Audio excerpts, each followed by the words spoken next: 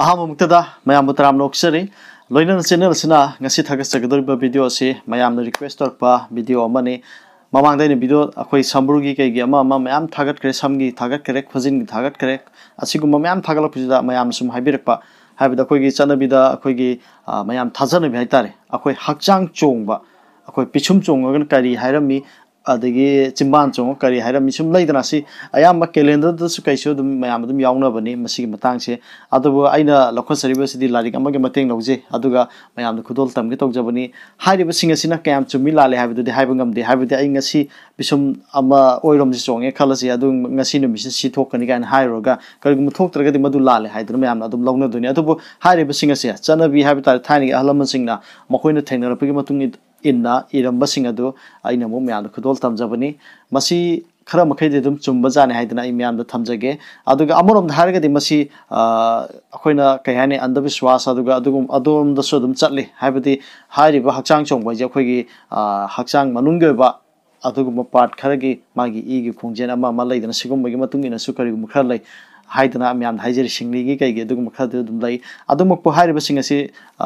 chongbudugi matung ina kari gum khara sum pirambadu kari leibage haibadumusu mayam khangmina si haidana mayam haijeri hairiba si chongga di si tawragani haidana aina sumain haijabana sade thain hairamba singa se kari leiga si khangmina si haidana mayam no thamjage tawjabani haidana haijeri video si meng tamina si loina video si yengbiraga masigi video sin kari gum adom da kana bibo itaragadi like ama moina sunabiramo aduga loina channel si nuksibiduna subscribe tawbiramo haidana haijeri video si meng tamina si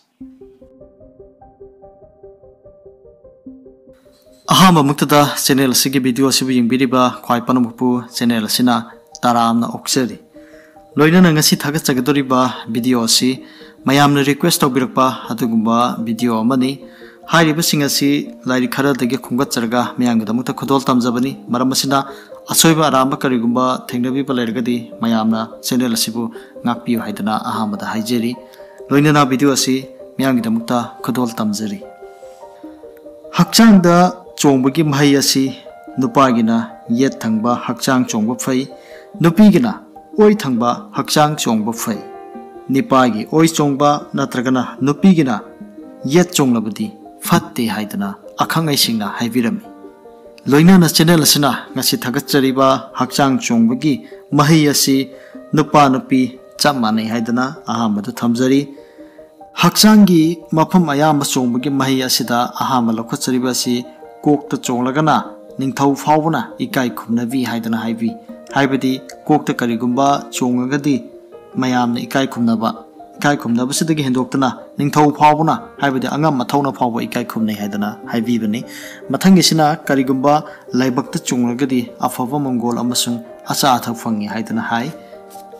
ahum subada hairiba si pichum chonglagana nungsibu unabu fangi mari subadana yathangba mit chonglagana sel fangi aduga marupsu unai manga subada haibiramiba sina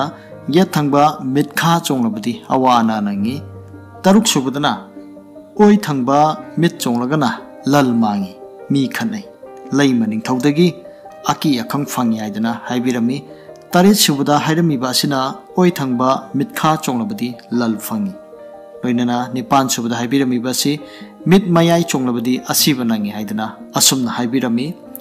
mathangi mapan subada haibiramiba sina naton chonglagadi asiba nangi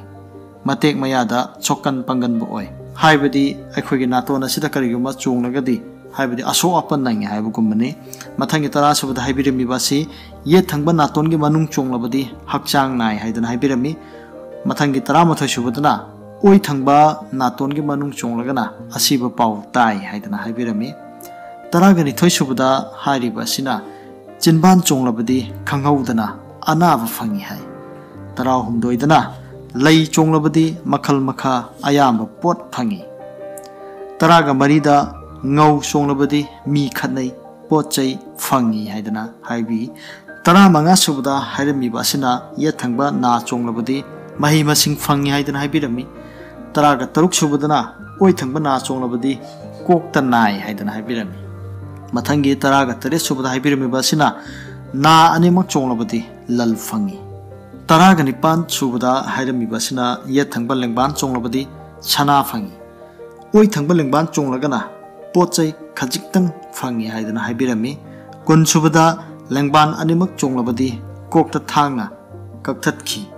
हाइबदी Kokta असोप नंगी हाइबगुमनी कुनगा माथोइदा हाइबिरमी बिसना खौरी चोंगलबदी अरुम अमसुंग पुकचतप fungi हाइबिरमी हाइबदी अना यकुंबा ओगेदोरिबनी मथंगी कुनगा निथोइसिना थबाक चोंगलबदी हक्चांग पुनुमंग नाय अदुबु जोइदी ओय हाइदना हाइबिरमी हाइबदी करिगुंबा चांगयेंग ओइबियाय करिगुंबा अमगा करि कनागुंबा अमगा लंबा तौनबो ओय अदुगुंबा जोइ ओय हाइबगुंबनी मथंगिसिना कुनगो हुंदोय नंगन चोंगलबदी माइचीबु fungi हाइदना हाइबिरमी कुनगा मरिसुबदा खोमदा चोंगलबदी लल फंगे हाइदना हाइबी कुनगा मंगादा पाम्बोम चोंगलबदी मरुप नुंसिनै कुनगा तरुकता पुक्ता चोंगलबदी लाइबक फबा अमसुंग मचा फंगबो ओय कुनगा तरेता येत थंगबा खुद चोंगलबदी पांगल कनबे हेली कुनगा निपांदना ओय थंगबा खुद चोंगलबदी मी खनै कुनगा मापनदा खुयाई चोंगलबदी येंगनबा मीगा चानै हाइदना हाइबिरमी कुंथ्रा सुबदा फैबोम चोंगलबदी फत्तबा पाउ ताई असमना हाइबी कुंथ्रागा माथोइदा ख्वांग चोंगलबदी पुक येक्तुना नाय हाय कुंथ्रागा निथोइदा खोइदौ चोंगलबदी फत्तबा मंगी लेफम थादुई हाइदना असमना हाइबी कुंथ्रा हुंदोइदा निंग चोंगलबदी कोक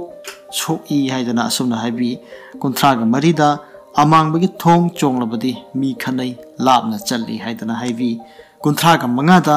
खुदोल चोंगलबदी अखाबा पोत चाय हाइदना असुमना हाइबी हाइरिबसिंग असि हक्चांग चोंगबगी फोलदा लाइरिक अमदगी थेंगनजबदगी असुमना लैरमी अतै अवात कया अमा लैरिगसु लाइरिक असिदा यावरमदब मरमना चैनल असिनसु हाप ngamjadre madugidamukta mayamna ngakpigena haidana haijeri ayawba khara asi mayamgidamukta ngasi channel asina amu thagatjabani ngasi gi video asibu yengbiriba khwai punamukpu channel asina haninga laitana thagatpa phungdoksari ngasi gi video asi matang swaido loisinjari haidana miyamda haijeri kanglai fai mana yaifare